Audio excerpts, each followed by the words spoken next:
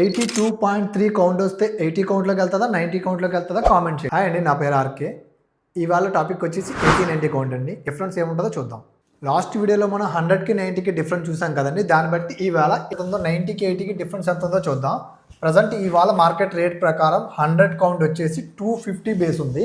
90కి 80కి difference ఒక్కోసారి 10 ఉంటుంది, ఒక్కోసారి 20 ఉంటుంది, ఒక్కోసారి 30 ఉంటుందండి.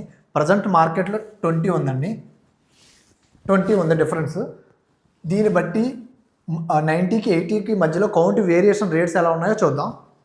80 వస్తే కనుక 280, 80.5 వస్తే కనుక 2.5 కట్ అవుతుందండి. 2.5 రూపీస్ కట్ అవుతుంది. 81 వస్తే 5 రూపీస్ కట్ అవుతుంది. 81.5 వస్తే కౌంట్ కనుక 7.5 కట్ అవుతుందండి.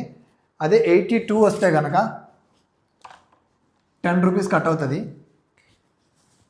మెయిన్ పాయింట్ ఇక్కడే ఉందండి. 82.2 వస్తే 270 అండి. 82.2 వచ్చినా 82 వచ్చినా ఒకటే పడుతుంది, సేమ్ 10 కట్ అవుతుందండి. అదే కనుక ఒక పాయింట్ దాటి 82.3కి వెళ్తే, కరెక్ట్గా 82.3కి వెళ్తే ప్రైస్ వచ్చేసి 10 రూపీస్ పోతుందండి. ఇంకో 10 రూపీస్ 260 అవుతుంది. టోటల్ 20 రూపీస్ పోతుందండి.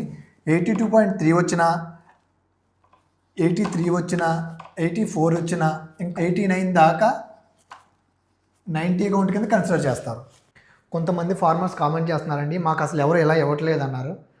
ఇలా ఎవరికైనా రేట్లు కావాలంటే మాకు కాల్ చేయండి, మేము ఇస్తాం. దయచేసి 10 గంటల ముందే కాల్ చేయండి, ఎందుకంటే 10 గంటల తర్వాత కంపెనీ వెహికల్స్ ఉండవు. 10 గంటల ముందు కాల్ చేస్తే కనుక మేము కంపెనీ వెహికల్ అరేంజ్ చేస్తాం. పేమెంట్ కూడా స్పాట్ పేమెంట్ అయిపోతుంది.